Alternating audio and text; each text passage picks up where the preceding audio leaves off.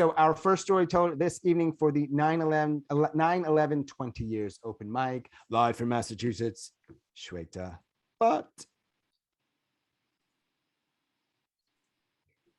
I'm standing on the second to last stair, and I'm looking at my dad. He's in the doorway, about to go to the airport. He has to take a flight. He's going to Baltimore for work, and my mom, she's asked him not to go.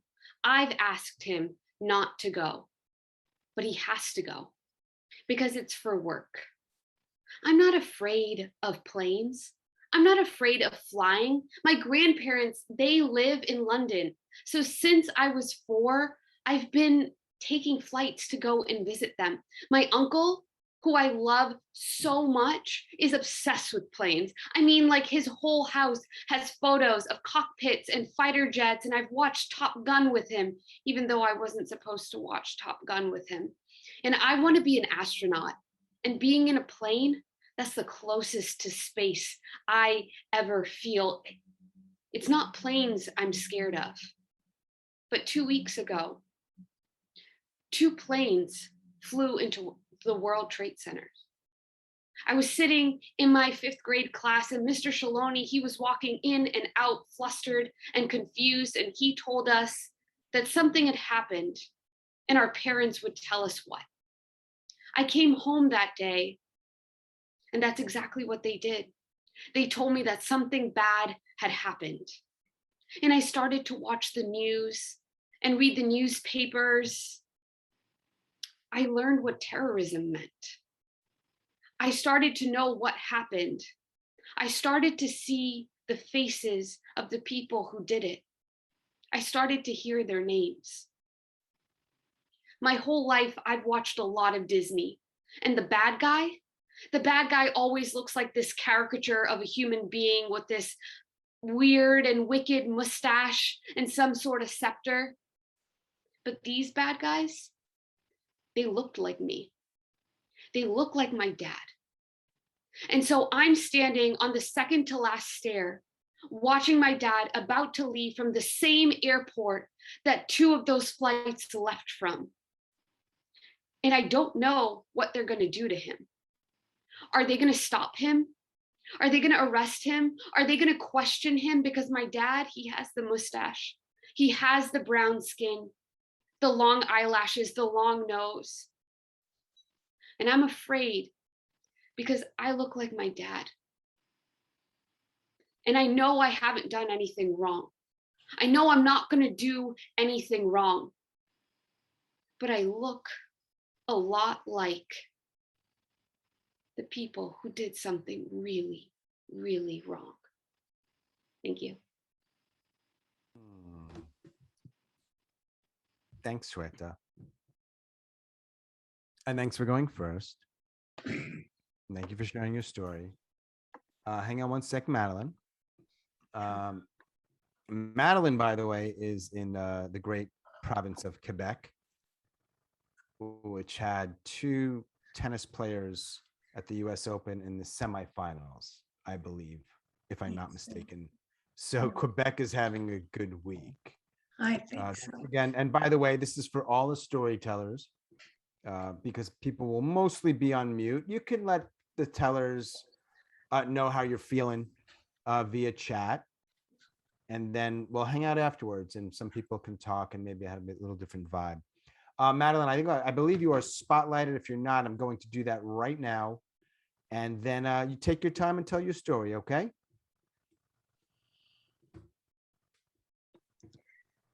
Okay.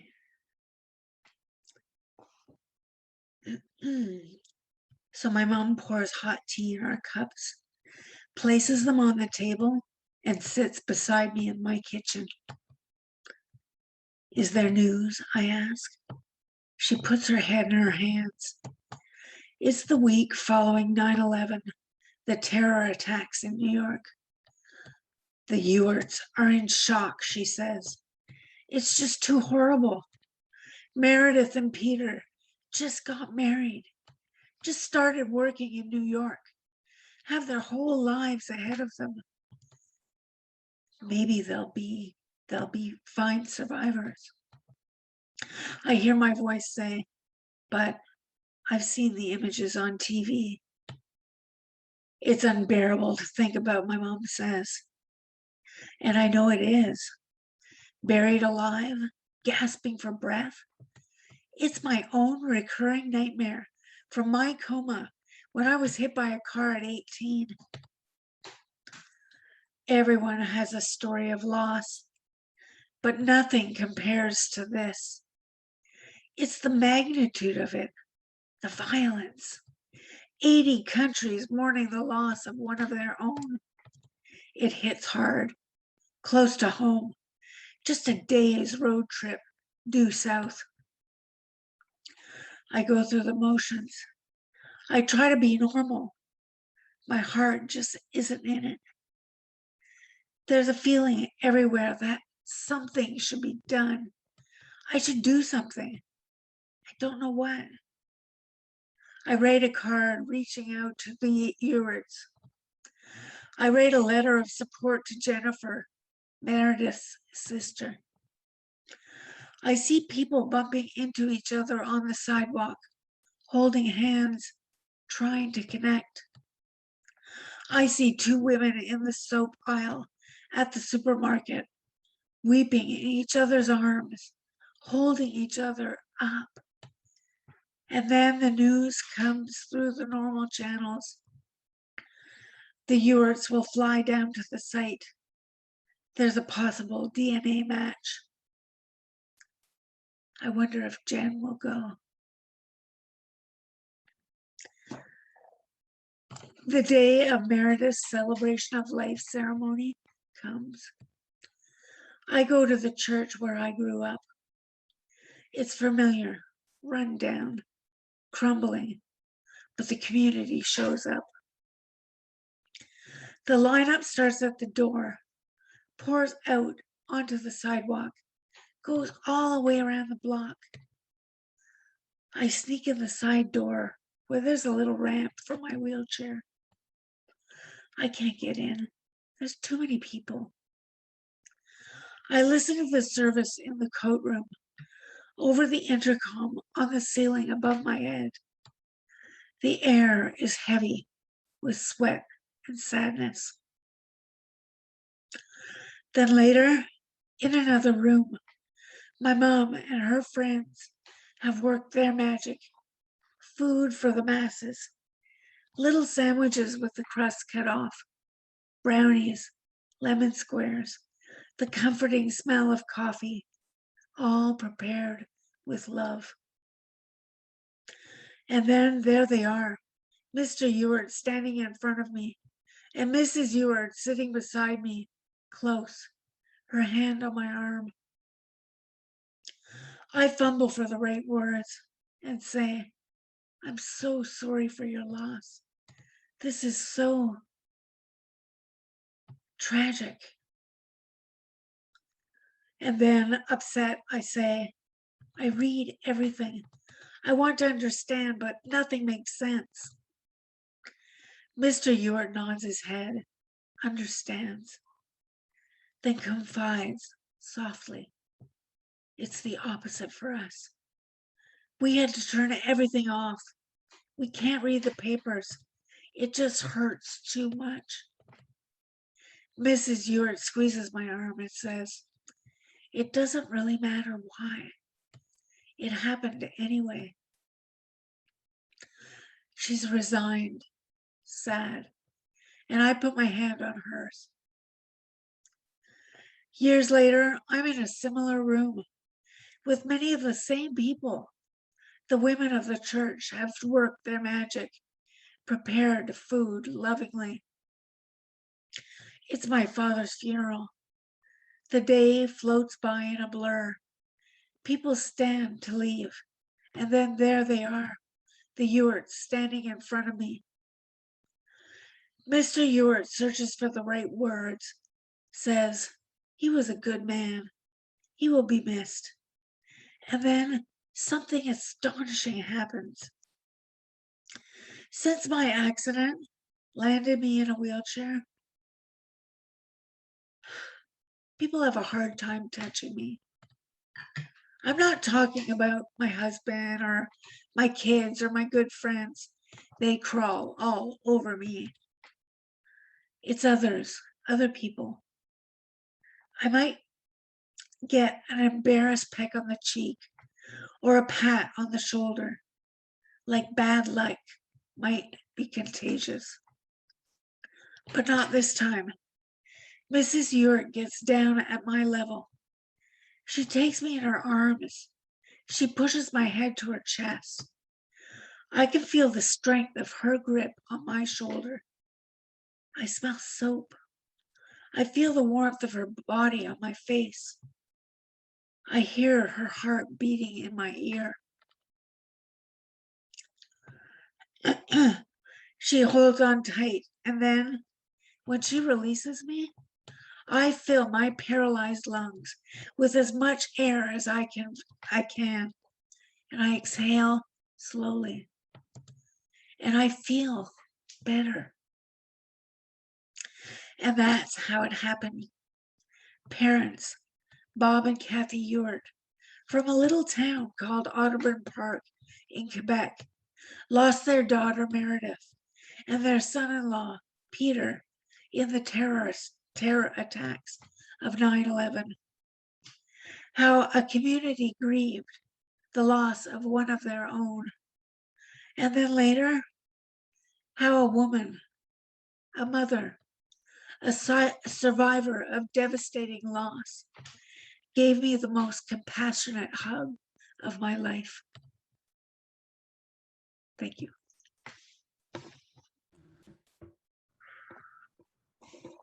Thank you, Madeleine. That is Madeleine's, I believe, second story this afternoon. Is that right? Yeah. Yes, it is. You told the story at Soul Stories Live. You were like streamed in to their Chicago show, which was an in-person show. Right? How did that go? It went quite well. There Mm, were a few glitches at the beginning with the sound, but they worked it out, and good. it was really good. The stories were fantastic. Nice. The crowd was there. There were people on Zoom.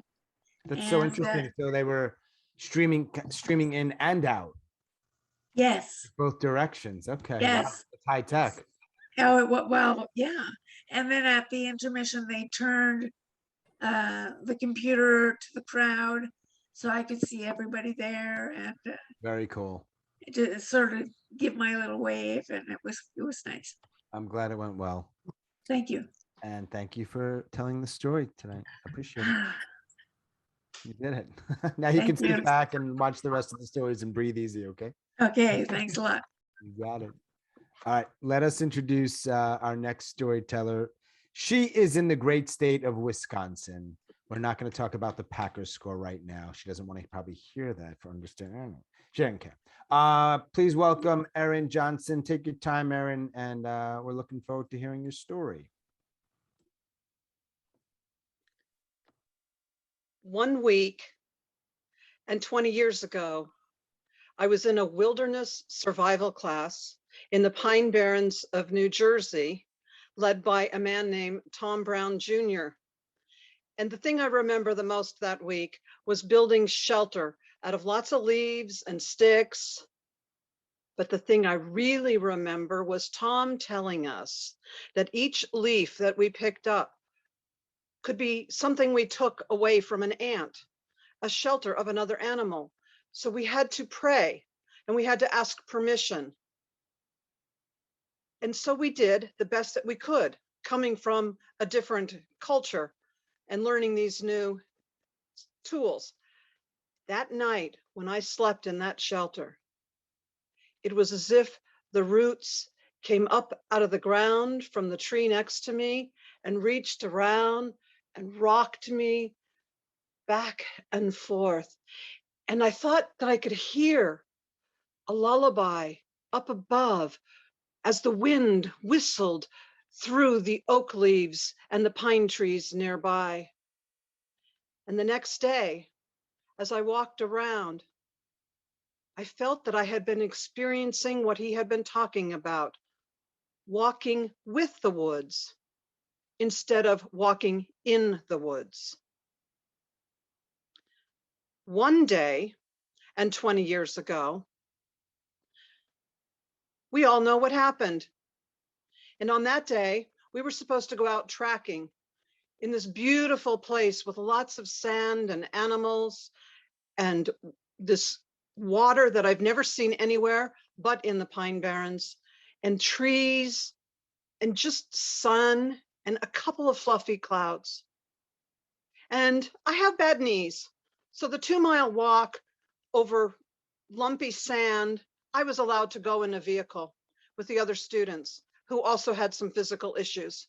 And I remember Billy was filling it up with water and sandwiches. And then down the road came a huge pickup truck, bright red, and we all knew it was Tom's. And he slammed on his brakes and skidded and jumped out and screamed, "Billy, Billy, turn on the radio. The towers have been hit by an airplane." And us sitting in the car, we kind of chuckled because we remembered when planes accidentally hit the Empire State Building years ago. But we turned on the radio and we were trying to figure it out. And as we drove that 2 miles, the second plane hit the tower. And that's when we knew it was real. And when we got there, Tom told us to find a quiet place to sit. And I watched him greet each student by touching them gently on the shoulder. And I watched them going from these exuberant, "Yay, I'm out in nature, I'm in a track today," to this sunken shell.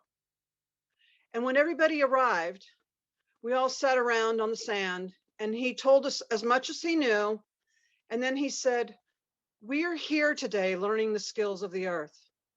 And there's nothing else we can do today. So let's keep doing that. And we'll inform you at lunch and at dinner." And that's how the rest of the week went.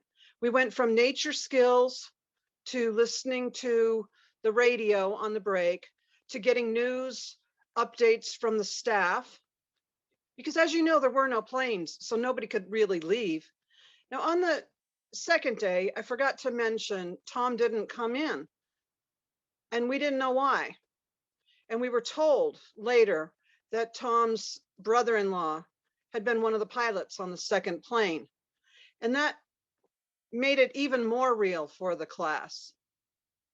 But on the third day, Tom came in and we're all like, "Why are you here? You should be at home with your family." And he told us that his wife said, "I have my family here. I have my relatives here, but you have students from all over the world. So you go and you be with them." At night, some of us would go into the middle of the camp where there had been cleared out a fire pit and way back a circle of where the trees were. And some would pray and some would meditate and some would just sit against the tree looking up at the stars. The week went like that. News, calmness of nature. And for being in such a traumatic event, I have to say it was one of the most nurturing, compassionate, and healing weeks I have ever experienced in my life. But I did have to go home when the class was over. And that's when I felt the wall of grief. And on my first day back at work in a nursing home, I was working north of the city, north of Tarrytown. I walked in and everyone was in the activity room staring at the television. There were windows of glass on the wall and on 2 sides. And I walked over and I just looked out at the Hudson River and New Jersey on the other side. And I gave thanks for what I was able to experience that week. And it has stayed with me that whenever I'm in stress, whenever I'm uncertain about the world, I find a place in nature. And if I live in a city, that's where I look for the dandelions coming up through the cracks of the pavement. Thank you.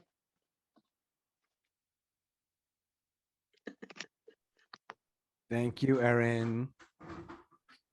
They got beautiful story. Thank you, and Madeleine and Shweta for sharing. These are not easy stories, I don't think, to tell, to put together and think about and explore and tell, to people. Some people you don't know. Maybe it's a little different in person than on Zoom, but nonetheless. I remember for me, I was in New York City, and yeah, one of the places that I always loved, but I loved even more after was Central Park. I lived near there, and man, I would just spend. I'd play some ball there and just spend time there. The other thing, yeah, I also remember too that you referenced the years prior. It was decades earlier when that little plane hit the I think it was 1940 or Empire 1920. State Building, right? And I remember at the time, but well before 9/11, as like a kid, knowing that story and being astounded. Like I couldn't, even that I couldn't fathom Yeah. for some reason. And so obviously, 20 years ago, it was beyond. So thank you again for sharing that. I really appreciate it. Thank you. Yeah. Now you get to relax and listen to the rest of the stories. Our next storyteller, and at this point, we have a total of 10. And then again, I want to remind you, if you'd like to hang out afterwards, everyone can unmute and be a little more casual. Our next storyteller, her name is Mary Ann, and she is in the great state of New Jersey. And I don't think, Ann Mary, I apologize. I said, I am so sorry. Why do I keep doing that? It's the third time I've said, Ann Mary, your name backwards. The story of my life. No, I apologize. And New Jersey gets a bad rap. I'm from the Northeast. I've got very good things to say about New Jersey. Just I'll leave it at that. I'll stop talking and take it away whenever you are ready. Take your time. Okay. All right. When the planes crashed into the World Trade Center, I was exactly where I was supposed to be, slogging my way through the first week of school. And no matter how veteran a teacher you are, the first week of school is tough. Besides the mountains of administrative paperwork, there are endless roster changes that creates this weird hazy atmosphere of like a sea of blurry, nameless faces sitting in front of you. My colleague grabbed my arm as I entered the room. They want to kill all of us. Maybe she was right, but we didn't know who they were. And I really couldn't go there at that moment. I had less than 3 minutes to ready myself for a class of freshmen that I had met only the day before. And a teacher needs to be on the top of her game every day in the classroom. And I was struggling anyway to feel it that morning, long before those planes crashed. I had found out that my father was dying the night before. I felt like my world was ending anyway. But teenagers, they think life only happens where they are. Although the unwritten part of a teacher's role is to draw a student in to the larger view of life, because they need to grow towards that realization that some things are bigger than themselves. They need to be part of a community. Well, I know that freshmen are more sensitive than the stock market to anything that shakes their reality. In the first minute after the planes crashed, there was so little information and so many theories. Surely these kids were going to have questions. How are they going to be reacting? What could I tell them that would be honest? Who had parents or friends who worked in the towers? Was I going to need to console them or prevent imagination from running wild?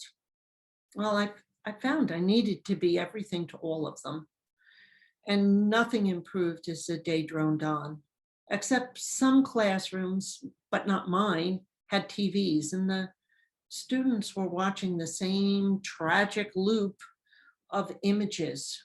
And then the office started calling the classrooms constantly because parents wanted their students at home with them.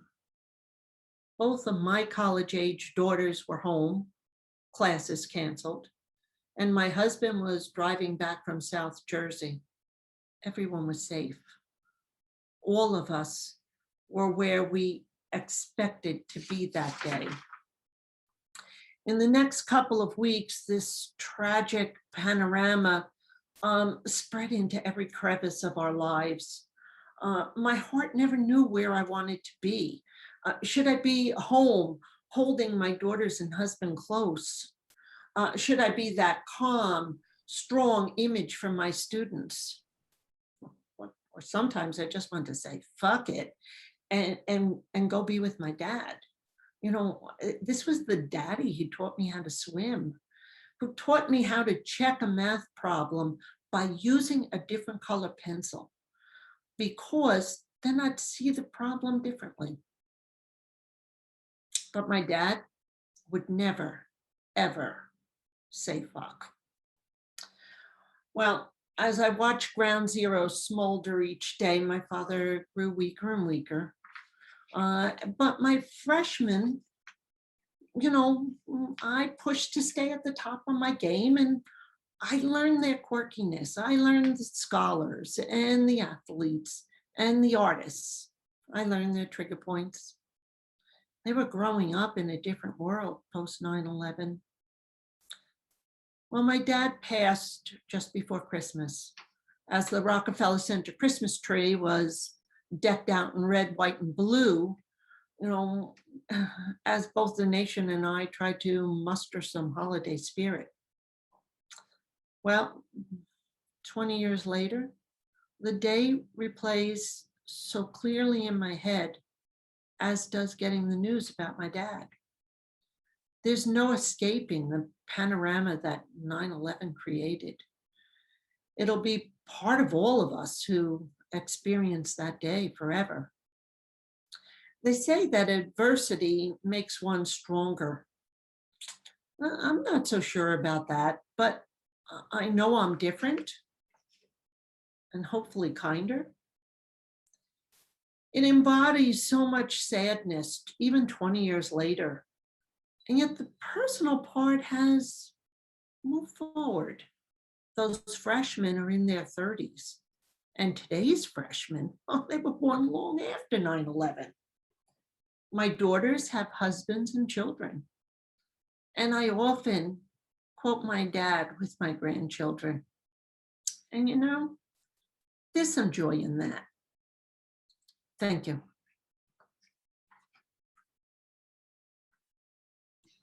Thank you, Anne Mary. In New Jersey, how you feeling? I'm glad it's over. Okay. Yeah, I know it can be a little nerve-wracking, but thank you so much for putting that together and sharing with us. And I apologize if you did you say in your story? I'm just very curious. What subject you taught? Oh, I was a business ed teacher. Okay.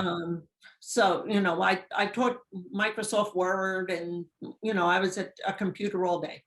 Got it. And that was in New Jersey? Yes.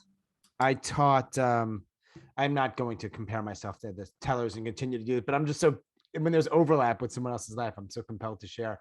I taught freshmen for a little while in Upper Manhattan at a high school. So I know that age, at least a little bit, not as much. I don't think as much as you do, but. And you know, insanity, you know, so that's. I actually started that part of my life just after 9/11. So I didn't have to face that situation, but I faced those kids every day. So there was good and not so good with all that. So anyway, thanks again. I really appreciate it. Okay, thank you. Yeah. We're going to roll on to, oh wait, we're still going to stay in the Northeast. We're going from the great state of New Jersey to the slightly greater state of New York. Sorry, Anne Mary. Tina knows I have an affinity or love for the state of New York. I'm going to spotlight Tina, who I met several months ago. She's a lovely human being. And Tina, whenever you're ready, want to hear your story. Okay. Well, kind of like everyone else, when the first plane hit, I just thought, this guy is so stupid. How could he miss this big building? But by the time the second one hit, I knew we were in trouble. And I felt very alone because my husband was out for several months in Salt Lake City. So I called him and I woke him up and I said, turn on the TV. So he turned on the TV and it was only in Spanish, but he could tell by the images of what was happening. So I let them go back to sleep. And then I waited for my family in California for their time to roll around. And I called my mother and I said, Mom, want to let you know I'm okay, because I used to work down there. I worked down there a lot.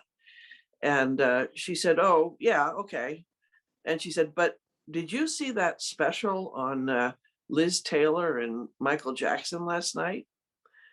And I said, Mom, the world is exploding. And she said, I know that, but you really should catch it the next time it comes on.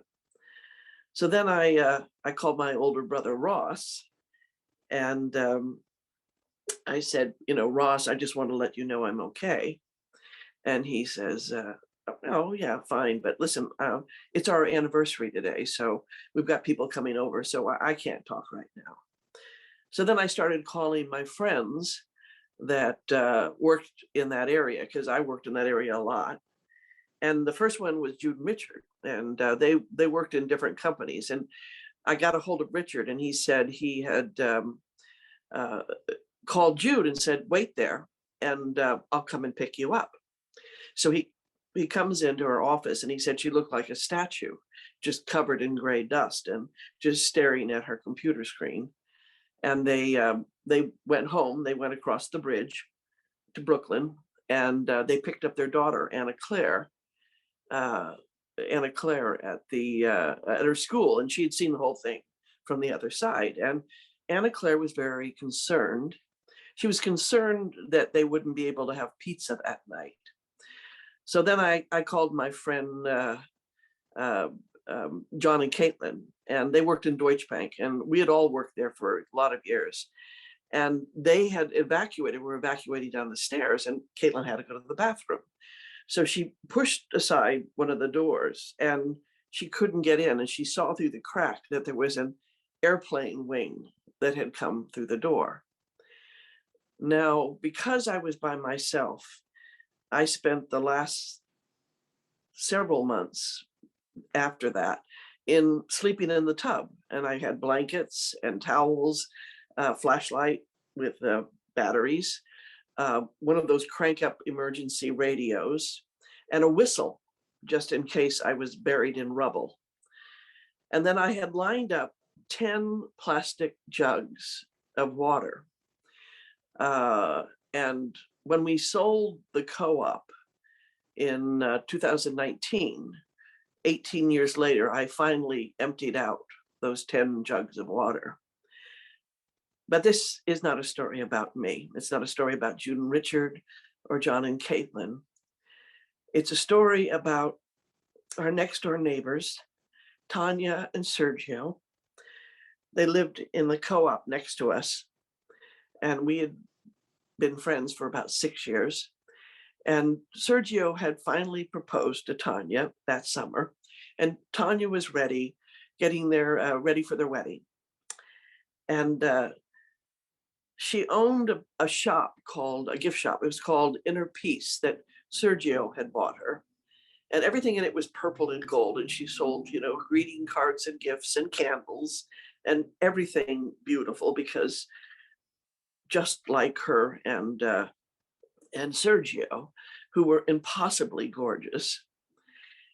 And Sergio had the biggest smile you've ever seen. And he had been born on the 4th of July in Argentina. And when he was a child, his parents had brought him to Jackson Heights, Queens. And he had 3 big loves. One, of course, was Tanya. The second was soccer or football. All the kids on our neighborhood league called him Big Daddy. And his third great love was being a New York City fireman. And on the morning of September 11th, he climbed onto the back of his fire truck with 5 of his fellow firefighters of ladder number 132. They drove across Brooklyn Bridge. They went up into the towers, and they never came down again. And Tanya had a really, really hard time dealing with it. And when I would be on my way to work or coming home at night, she would be sitting on the stoop waiting for Sergio to come home. And she always had a candle from Inner Peace, her store, in their bedroom window. It was always lit. And then one day, I came home and the stoop was empty, but the candle was still lit, just in case. So eventually, Tanya rallied, and she did all these reckless things. She became a skydiver, and she would parachute out holding this picture of Sergio with that big grin of his. And she bought a motorcycle, and she took a road trip with her girlfriends down the coast of Florida to Miami, which is where she was from, and it's also where she had met Sergio. And one day she pulled into the 7-Eleven to get gas, and there was a young man there. His name was Ray Tepper. And he had been pulled over by the police because he had souped up his Harley, make a lot of noise, and they were giving him a ticket. So they exchanged glances, they exchanged numbers. He called her, they began dating, and they got married. And then they had a little girl. And shortly thereafter, they found out that she had Asperger's. And the next year, they had another little girl, and she had Asperger's as well. And Tanya was like, God, haven't I given enough? But because it was Tanya, she just girded her loins, and she started a group for parents with children that were on the autism spectrum. And she also started a group called Camp Widow. It was for all widows, wasn't just for 911. And she now lectures all over the country. She does TED Talks, and she has a website. It's called Tanya Villanueva, which was Sergio's name. She took his name, and Tepper, her husband's name. And across her website, she has just one sentence. I will always grieve, but that doesn't mean that I can't live a life filled with joy. So Tanya is a phoenix who rose out of the ashes, and the candle has gone out, but she found her inner peace, and she now is living a life filled with joy. Thank you. Thank you, Tina. You all right? Yeah, I'm okay. Okay. I All had a right. hard day. A tough day, I know. In a weird sort of coincidence, this guy was born on the 4th of July in Queens. And then I lived in Argentina for a year and a half. Oh my goodness. So me and your boy Sergio had some overlap in some ways. Interesting. Yeah. Okay. Well, thanks for telling that story. I appreciate it. Yeah. All right. Man, thanks for that, Tina. We are going to go out west now. We are going to the lovely, beautiful, big state. It's a big state of California. And Elena-Beth Kaye has joined us to tell a story. And I'm glad she's here. Elena-Beth, take your time and tell your story. Thank you. Yeah, Sean, you were talking about Central Park. I think that's the soul of New York City, even more than the theaters or anything else, certainly more than the money areas. And one of the things that's been great about the pandemic has been connecting on Zoom in so many different ways. And the Central Park Conservancy is giving weekly tours. They actually walk through Central Park and take photos, and then the next day take us on a tour of where they took the photos. And I went to one this week, and it was utterly beautiful. But there was something about it that shocked me. Growing up in New York, the streets, the sidewalks were all a grid, perfectly, north, south, east, west. You always knew where you were and how to get wherever you needed to be. But I could choose to get lost in Central Park. And I felt like I was in magical, it was a New York City Girls version, but magical hills and forests.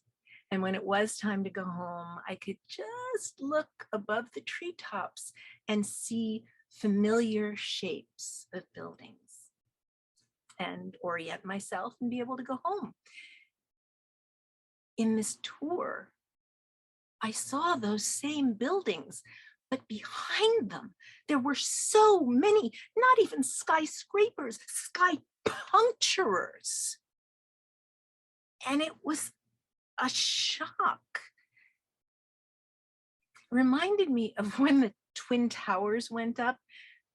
We never called them the World Trade Center. It was the Twin Towers. Was about halfway through high school, and one thing we all agreed on in our art high school, we were very, very conscious of how things looked. So these were ugly. Later on, I read someone had compared them to the boxes that the Empire State Building would have come in. It was slightly cooler about a year later, when Philippe Petey did his high wire walk between them. I was like, well, that's cool, but they still weren't inspiring to look at. But then after high school, I went to NYU for college in Greenwich Village. And after that, I had a job where I helped open the first Mac part of J&R Computer World in Lower Manhattan. And in Greenwich Village in Lower Manhattan, there was not that grid. It was a wild mishmash, some streets from old New York, some from even older New Amsterdam. And it was very easy to get lost when you didn't want to. So at that time, I started to have a grudging fondness for the Twin Towers, because they became my grown-up beacon that could lead me home. Well, I moved to Los Angeles, and in July of 2001, I visited New York for Macworld Expo.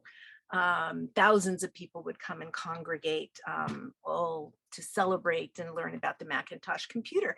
And I went downtown to J&R, where I had worked, to buy my first MP3 player. It was not good timing, because in October that year, Apple announced and unveiled their iPod. So it was a few months before that. But I didn't know that then, and I was very excited about my MP3 player. And I thought, where can I go to sit and unwrap it? And I thought, well, I'm near the Twin Towers, and there's a plaza there, which actually had been a terrible plaza, built in such a way that the architects didn't consider the people who would be walking in the plaza, and it funneled gusts of wind, making little tornadoes. So sometimes people had to actually hold onto a rope when they were down there. But a couple years before, in 1999, there'd been a $12 million renovation of the whole plaza. I thought, okay, this is where I'll go. It was a beautiful day. I sat on a bench. I looked at the new planters, the stone benches all over. People had bought food and brought food and were eating it on the benches, like a New York City style picnic. And there were musicians playing in the plaza. And it was lovely. I didn't have a camera with me, but I consciously said, I am going to take mental photographs of this beautiful place that I finally made peace with. The phone loudly woke us. It was still dark in Los Angeles. My mother said, turn on the TV. The news showed a plane. They kept showing from different angles, plane. I was trying to understand what I was seeing. And my mother said, the World Trade Center is gone. The anger that welled up in me had nothing to do with anyone who might have driven a plane or piloted a plane or anything. It was anger at my mother because I saw, yes, there are planes going into the building, but you don't say it's gone. And I said to her, it's not gone. Don't fucking say it's gone.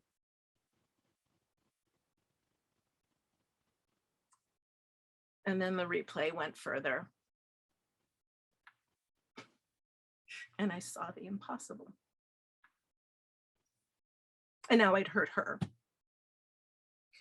I wanted to heal at a candlelight vigil that night.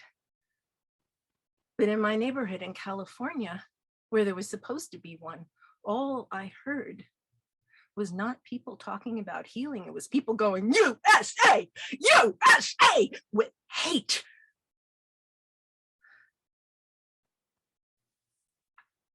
I was able to go to my mother. She didn't make these plans because of what happened on 9/11. She'd already been planning to move to Las Vegas. So 2 weeks after, I got on a plane, saw soldiers with guns in the shuttle, and arrived in New York to help her pack up. After a few days, I made my way down to what was now being called Ground Zero. I had a camera with me this time. I took photographs as I went, seeing things that now are normal, but then were very strange. People wearing masks all over and smelling what I tried not to think of. But I knew what it was I was smelling. When I got to what was left of the buildings, not straight anymore, but at an angle, just at that moment, the sun was setting and hit what I saw, turning it golden, deep, bright, glowing. And then it set and everything was cold and dark. And then after that, I had no more family in New York. Until I did. My husband's son, in 1 week, lost his place to live, his girlfriend, his job, all unrelated, and said, well, I'm going to take this opportunity to start my life anew. And he flew across the country to New York, not knowing where he'd live, who he would know. And 8 years ago in Brooklyn, on September 11th, his daughter Una was born. She is smart and funny and silly and kind.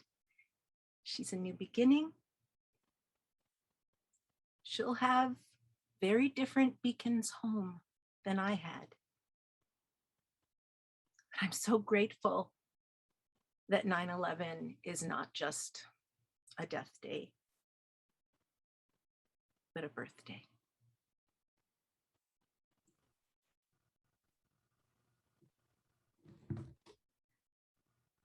Thank you, Elena-Beth. Are you okay? I'm okay. I had my timer here and I totally forgot to set it, so I have no idea. No, I'm not worried about the time. I just want to make sure you're okay. It was an emotional story. Just wanted to check in. I hope you're okay. Yeah. Thanks for sharing that. I appreciate it.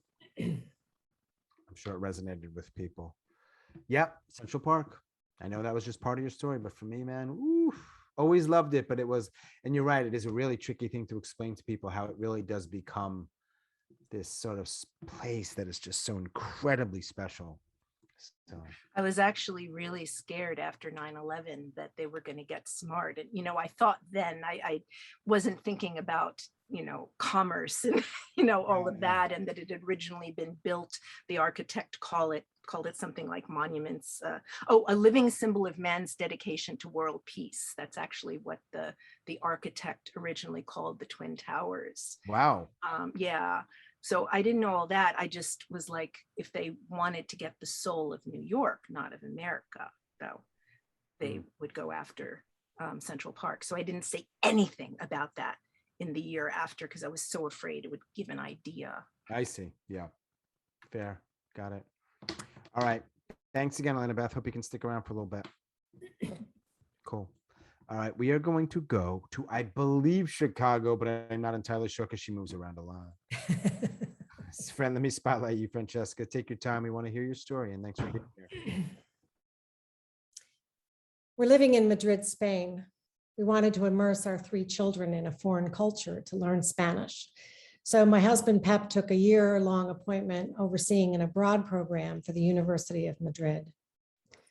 Our arrival to Madrid is fraught with a lot of questions of how, where, why. Our 6-year-old takes things in his stride, but his older brother and sister, ages 13 and 16, met us with plenty of resistance. My husband and I are quick to arrive at answers to calm their worries. Trust, I say, you'll be okay. We've been living in Madrid for about 2 months, already adjusted to having the large family meal in the middle of the day rather than at the end of it. It's about 3 o'clock in the afternoon. We've just finished eating when the phone rings. It's my husband's secretary telling him to turn on the television. He looks at me puzzled. Maman says I need to turn on the TV. As my husband goes to turn on the TV, I look outside and notice that a large crowd is gathering at the neighborhood bar that is across the street from our apartment. Is there a soccer game going on? I wonder. And then I notice that the city is quiet. The crowd across the street isn't shouting. In fact, it is silent. Even the constant roar of traffic seems stilled. The TV is on. There is the World Trade Center. What is happening that we're looking at the Twin Towers? And then I see the smoke, the gaping hole, an explosion, a fire. And then we see the second plane go into the second tower. The news is coming at us in panicked English, but spoken over in Spanish, so I don't understand exactly. My 2 older children just stare at the TV. We watch in disbelief as people jump out of windows. I don't really need to hear the news to know what is happening. At the same time, I have no idea. Could this really be happening? My youngest asks, "What movie is this?" I tuck him under my arm and whisper, "It's not a movie, darling." My husband and I exchange worried looks. We are foreigners and the world has suddenly shifted. What would this event mean to our lives here in Madrid, back in the States? Who do we know that could have been in the towers? Oh my God, the 60 American students that Pep is responsible for. What will all this mean to them? All of us glued to the news, me picking out the English and trying to put it together, my husband occasionally translating to fill in the gaps. Our children have as many questions as we do, and all of them are unanswerable. I don't know, I keep saying. We'll have to see. No one really knows. I felt a little bit like a scene in the Titanic where a young woman is doing her best to reassure her children that everything will be fine, even though she knows the ship is sinking. It is a long day of disbelief. I longed for community, a place I could go to find comfort in the comfort of others who also felt untethered. But I am an American on foreign soil. What happens after the end of the world? Every time I look out the window of our apartment, I am struck by the quiet, the collective gray faces of each passerby looking alone and scared. I tuck my children into bed, even my 16-year-old, brushing my hand across her hair, hoping that the gesture that always comforted her when she was a baby would still work. I go to the chores of the evening to calm myself, bringing in the laundry that hangs on a line between my apartment and the one across. And there is my neighbor, whom I have only ever exchanged a nod, each of us tending to our laundry. She looks at me and starts to cry. Lo siento, señora, lo siento. I am sorry. I nod. Tears stream down my face. Gracias, señora. Thank you. We continue collecting our laundry off the line, both of us silently crying. The unanswered questions of the day ring in my head. The idea of trust, the idea of everything being okay, like the Twin Towers, has crumbled. But for a brief moment, I am tethered to the world by a laundry line. Thank you.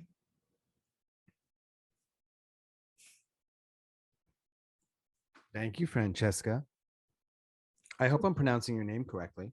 Francesca, yes, that is correct. Okay. All right. I appreciate you telling that story and joining us here. Yeah. Wow. It's so interesting and challenging, at least for me. I imagine for others to try to sometimes find the words to express the feelings about those moments. It just, right?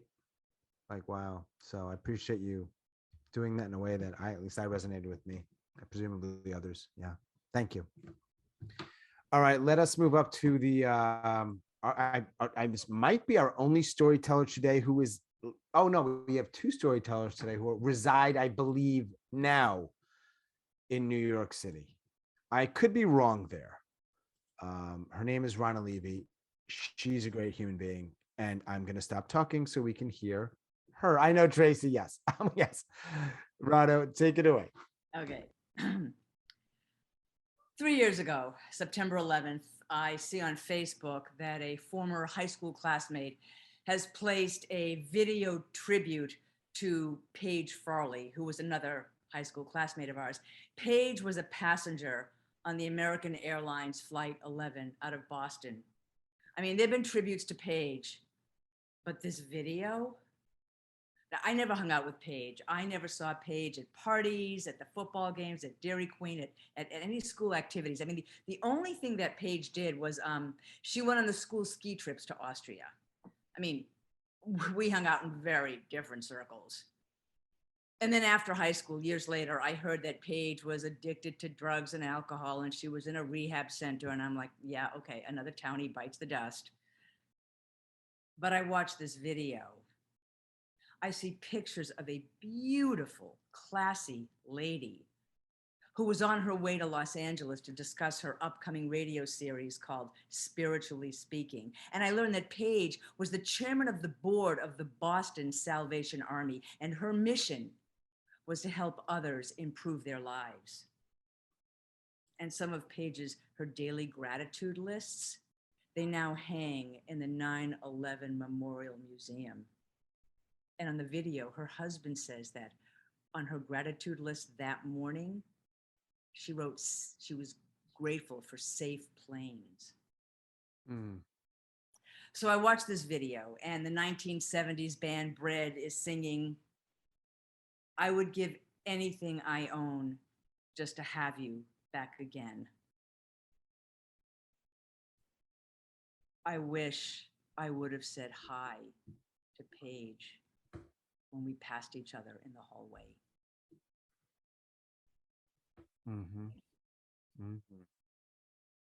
Thank you, Ronna. As always, lovely. I was saying something and I thought my mic was off, so I apologize if I inadvertently said anything that cut off your story or was awkward. Thank you as always. I appreciate that. Paige. Oh man. Okay. Yep. Yeah. Yes, Tracey, I am acknowledging you. You are also in New York City. I'm going to get a lot of shit for that. I know it. Next up is going to be Linda, and then she will be followed by Tracey in the great borough of Queens, which is part of New York City. Of course it is. And then we will end with Susan. Let me find the lovely Linda. There she is in the great state of West Virginia. I'll spotlight you, and we want to hear your story, Linda. Is my mic on? You are great. Okay. 2,000 miles. I'm far from home. We left Salt Lake City, traveling through the Rocky Mountains and then on into Wyoming. Stopped at an Oregon Trail monument on a high plain. The winds were blowing and shrieking. I felt their pain. 2 days before, on 9/11, I was excited to be in Utah. I was at a national convention. I got up early, turned on the TV, ready to go down to the trade show floor. Brushing my teeth, the reporter said, a plane had crashed into the World Trade Center. I slumped on the bed, horrified. And then another plane crashed into the second tower. This was no coincidence. I sat there and shook my head. This was on purpose. Someone somewhere was attacking us. Then the Pentagon was hit. A huge wound scorched its flank. Then, damn it, another plane crashed into the rolling Pennsylvania hills. This was an orchestrated evil attack. Thousands dead, thousands injured. Families, friends, coworkers dead, hurt, maimed, grieving, dead. I thought about the hotel gift shop and a beautiful sapphire and diamond bracelet I had spied there. I intended to buy it, and I was going to celebrate my birthday on September 16th. How utterly selfish I now felt. 3,000 souls lost. They would never celebrate another birthday. Hundreds of thousands, they would never lay their eyes on these loved ones ever again. I would be lucky to make it home to North Carolina for my birthday in 3 days. My home was my refuge, my place of safety. I was on my journey there. Dan, the vice president of the company I worked for, and I finally got a rental car. Since all the flights had been canceled, this was our only ticket home. We had a route planned, but no food stash. We had 3 days to cross the USA. I was going home. Once we got through Wyoming, we went south on another interstate. On down to Denver, Colorado, we found 2 hotel rooms. The next morning, we loaded up. The maid stopped us in the hall. She handed us pillows and blankets and towels. She said, "Don't tell on her." But she knew we might not be able to find a room that night. We might need this stuff. Dan was an ex-Air Force pilot and had flown secret spy missions over Russia. We listened to NPR for hours, humming along to the occasional songs, listening to the news. When the news came on, he would tell me what his military background and experience would say. This is the real backstory. I listened intently. I was thinking, Great Spirit, I was on my way home. So little traffic, even on all the major interstates. Kansas is a very, very long way from home. Hundreds of miles, millions of acres of September corn, golden sunflowers. They all nodded in unison. Go east, go home. I felt calmer now, and I said, we are probably in the safest place in the whole USA, right here in this desolate Midwest, no planes, no traffic, no towns, not a thing.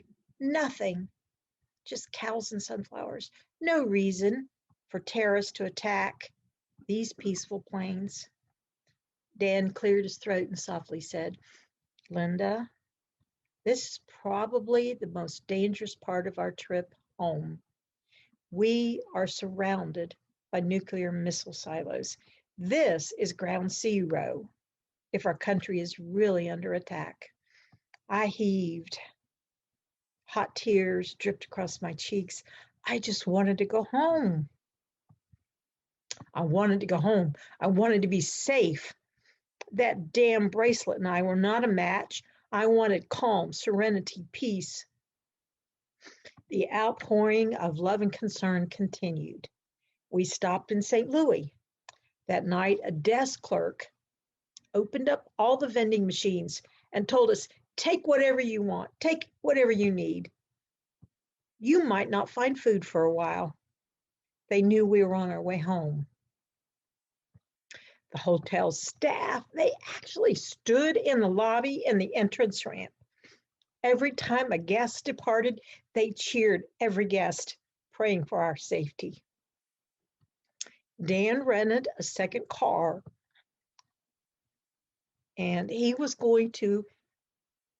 going to split. He was going to head to Birmingham, Alabama. Then I was going to travel east. I was going to go home. East, 800 miles across Tennessee, 600 North Carolina miles. Dan handed me the rental car keys, hugged me, and kissed my cheek. He said, Linda, I'm going home to a very sad place. My wife and I are getting a divorce. I bought something for her, but it wasn't meant to be. He handed me a box. I opened it. The bracelet I coveted, but thought it best that I should leave it behind. He slipped it on my wrist. You and I have seen the worst and the best of humanity in 3 days. Please accept this gift from me. I made it home for my birthday on September 16th. I've worn this gift of love and friendship every September 11 for the last 20 years. I am home. I am safe. I live in a country of great love. I remember.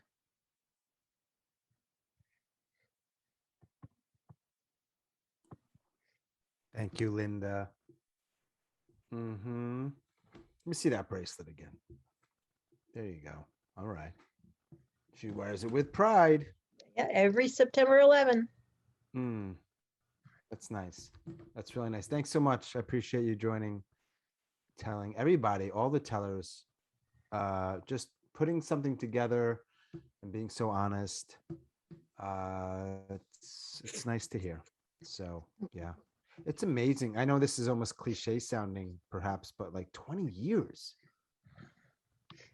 I know that probably for any event in our lives, we're always amazed that like time goes by the way it does. But when we have these seminal events, 20 years, you know, wow. So, all right. Thanks again, Linda. I hope you can stick around for a little bit. We are going to move from West Virginia, which is like my fourth favorite state, to Tracey in Queens, where I was born. So Tracey knows that because I always say it to her. It's got to be a little annoying at this point. Tracey, let me spotlight you. Hang on. Appreciate you being here. Want to hear your story. And take it away. I was taking advantage of an empty house to get some work done. I was in graduate school and a little bit behind, and I was determined not to turn on the television or surf the internet until I got something accomplished. And the phone rang. It was my mother-in-law. She said she heard what happened and she wanted to make sure we were okay. And I said, we were fine and it was nothing to worry about. And I got her off the phone pretty quickly. And I thought just for a second, I wonder how she even heard about the fender bender we had on Saturday. And why was she calling about it early on a Tuesday morning? But I didn't dwell on it that long. And I went back to doing some schoolwork. And then about an hour later, I went to make a phone call and I I wasn't getting, I couldn't use the phone. My phone didn't work. And I knew I could get calls. So I sent an email to my friend who lived upstairs, who was at her office in Midtown Manhattan. And I said to her, can you give me a call and see if my phone works? Because I can't dial out. And she called me almost immediately, and with tears in her voice, she said, turn on the television. And I did, and I watched the whole world crumble into bits. And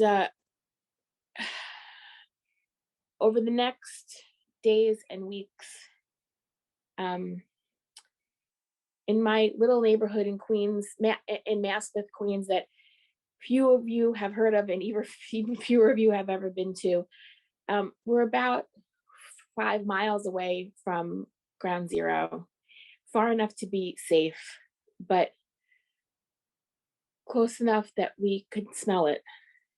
And my little blue collar neighborhood 20 years ago, before we were touched by gentrification, was mostly occupied by civil servants, people who made New York City run, people who worked for the MTA and sanitation workers and cops. And that's what their lives were for weeks, for months. Our little neighborhood firehouse, Squad 288, was one of the first on the scene. And 19 firefighters from our house were lost, the most of any house in New York City. And so when people joke around and talk about how Queens isn't really part of New York City, I'd like to mention that fact to them.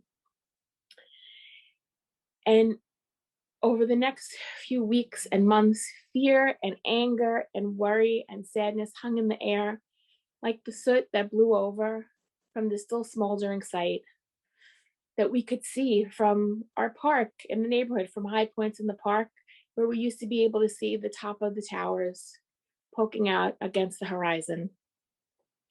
And I used to have these philosophical conversations with my friend who lived upstairs, who was Catholic, and it bothered her so much that I was an atheist.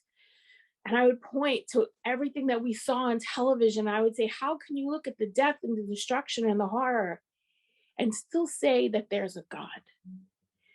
And she would point to the first responders and the volunteers and all the donations. And she would say, how can you look at all the people who are helping and say that there's not? And we went on like that.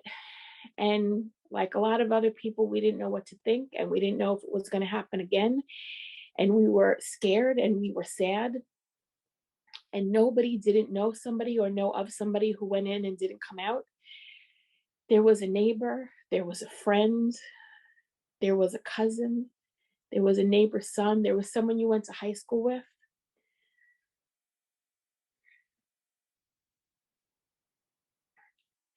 And it took the standard greeting for someone that you would run into at the bodega, at the bus stop, went from being, how you doing, to, is everybody okay? And it took weeks, months, maybe years, if ever, for life to go back to some semblance of normal. And every September 11th, there was some kind of gathering at the park, some kind of vigil. And in 2011, for the 10th anniversary, there was going to be an official commemorative event. And my husband and I went, and we thought, this is going to be, they'll do something lovely. There'll be flowers, there'll be maybe a plaque, maybe a tree. There'll be remembrances of the people who were lost. They'll talk about how so many people donated socks and toothbrushes and towels and blankets that they had to make Shea Stadium the donation drop-off point. And so many people came that we were in this crush of a crowd that we couldn't even leave if we wanted to. And then there was a line of local politicians at the front and a big television screen, a big projection screen that they brought in. We thought, these speeches will be inspirational. And one by one, each local politician made insipid, empty, pointless speeches that reduced the day to campaign promises and sound bites. And then on the television, they showed different angles of the planes hitting the towers falling down, and the people screaming and running from the dust cloud. That's the way they wanted to commemorate the day, is by showing the most horrible, gruesome parts of it. And we couldn't leave because we were in this tight ball of a crowd. And they said, never forget, we'll never forget. And it occurred to me that day, and for the 10 years since, that never forget is as nuanced as everyone's feeling about the day itself. To some people, it's about the first responders and the work that they did and the people that helped and the way the neighborhood and the city and the country came together at the most trying time we've had in recent history. To some people, never forget means an empty chair at the dinner table. And to some people, it's a marketing slogan. And that's all it'll ever be. And so when I hear it, there's a mixture of sadness, of fear, of regret, of guilt, and a little bit of revulsion. Thank you. Mm-hmm. Thank you, Tracey. Yeah. You know, Tracey, I was in New York too. I was in the city. I lived in the Lower East Side, and two things. What your story, as many of the other stories this evening, reminded me of many things, but a couple of things in particular, whether you intended for this or not. The smell.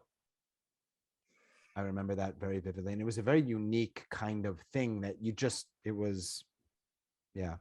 And I was in the East Village, so it's kind of close, you know. Very close, very close. The whole neighborhood smelled like that for a while. Yeah.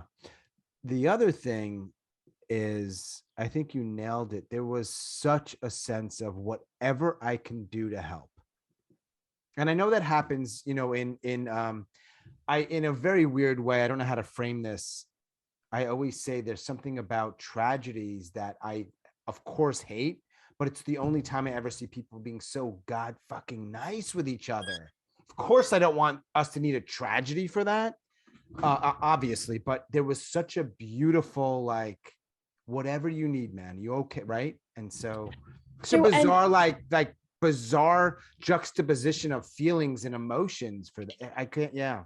Even from other, I remember a plane load of people came from Jamaica to New York City just to spend money because New York City was in trouble. They just came to shop and buy things to spend money to help us out because the federal government was not helping us out.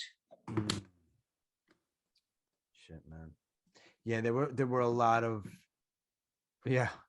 And I should have reminded people, you probably know this, the chat has got some comments about your stories. It was just such a, I think New York gets a bad rep. I think mostly it's a rather kind city.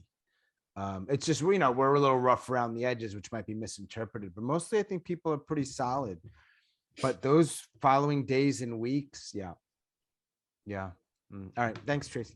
Thank you. Yeah, my pleasure. All right, finally, we've got Susan. And Susan's actually not even, she's in Toronto. I love it. We're ending with something sort of even more international. I don't know why I like that, but I'm just an international guy. All right, Susan, you're spotlighted. You are closing this out, and then I will invite everybody. No pressure, but if you want to hang out, a little more casual, post story talk. Yeah. All right, Susan, take it away. 9/11, I was in Toronto, Ontario, Canada, and I was working, and all of a sudden a coworker came rushing into my office. You got to see this, you got to see this. And he grabbed my hand and pulled me to another office, and there was a TV. There were people surrounded this TV looking at it, and I kind of squeezed in, and there I saw it on TV. All that was happening. And I felt as though my breath was frozen outside of myself. I just couldn't take in any air. I was just stunned, as we all were. I left work and I took the subway home, which is what I usually did. And then all of a sudden, I just found myself weeping. In truth, it was wailing. And it was a few days after that. I can't even remember why I was on the subway, but I was. And I felt as though I had recovered a little bit from the shock of what was going on. And then I saw this woman coming in the subway door, and she had a hijab, and she sat down. I didn't really think about anything like that, because in Toronto, that's quite common. But all of a sudden, I sensed this kind of darkness coming in at the side of me. And I knew exactly what that was. I always know when I'm in danger because I sense this kind of darkness that comes in. And I looked, and there were 3 men that had gotten out of their seats, and they were going towards the woman who was wearing the hijab. And they started to say really disgusting things to her. Without even thinking, I just dashed to the woman's side. And the next thing I knew, on the other side of the woman, was somebody else who had dashed to her side. And we stood there. We just stood there glaring at these men. They didn't do anything. They ended up leaving. And eventually, the woman with the hijab, she got up and she left, and that was it. It was a few days later, or maybe a few weeks later, then all of a sudden the leaders of the country started talking about all of the things that were happening to this group of people that were being targeted, and that it was to stop.